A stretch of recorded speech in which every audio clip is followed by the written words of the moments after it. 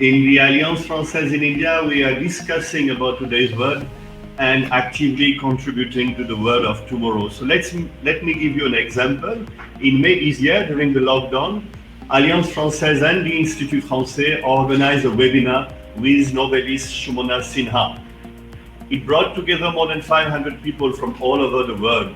Shumona was born and educated in Kolkata, where she was a student of Alliance Française. With Bengali and English as her first languages, today she writes acclaimed novels in French. In her own words, French is her vital language. Almost a century and a half earlier, in 1879, a book by a young writer named Toru Dutt was published, which was possibly the first novel written in French by an Asian. So the promising future of India and French language is deeply rooted in a common history. As soon as Alliance Française was created in Paris in 1883, diplomatic cables were sent from India to Paris in order to report on the existing state of the teaching of French.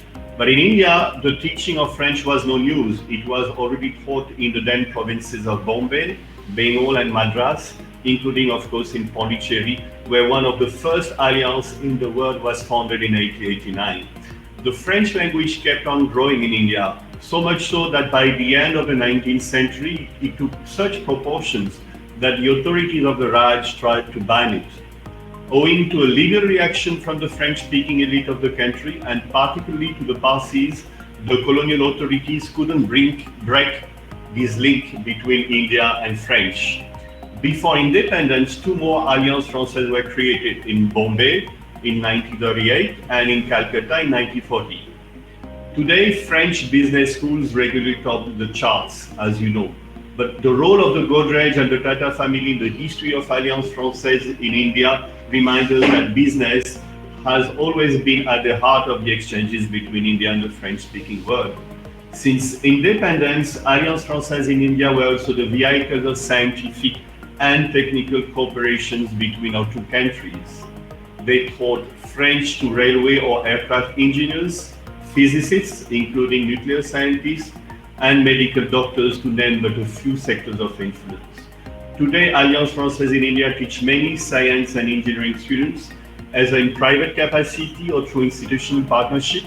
In a world where science and technology play an ever-expanding role, the French language is the bridge between Indian students and French research and development. CNRS, the French National Institute of Research, has an office in India, headed by Dr. Srini Kaveri. Dr. Kaveri's lab in the Institute Pasteurs includes many researchers from India working on what could be the next vaccine helping us to overcome the current pandemic. Science Talks at the Alliance promotes the large spectrum of Indo-French scientific research. But there is no education without culture, as you know. And for Alliance Française, culture is inclusive. Most of our programs are organized on a non-fee paying basis and open to everyone. How many Indian citizens discover the culture of France and French-speaking countries in our centers? Among the tens of thousands of Indian citizens who have had an association with Alliance Française in India, we can name Rabindranath Tagore, Satyajit Ray, Nadir Godrej, Satyendranath Bose, more recently the filmmaker Adur Gopalakrishnan, the Cannes laureate Kalyeshwari Srinivasan, Bollywood star Kalki Koshli, and last but not the least, Shah Rukh Khan and India's current Prime Minister. For thousands of French people from all over the world, Alliance Française India has also played a significant role in the discovery of India.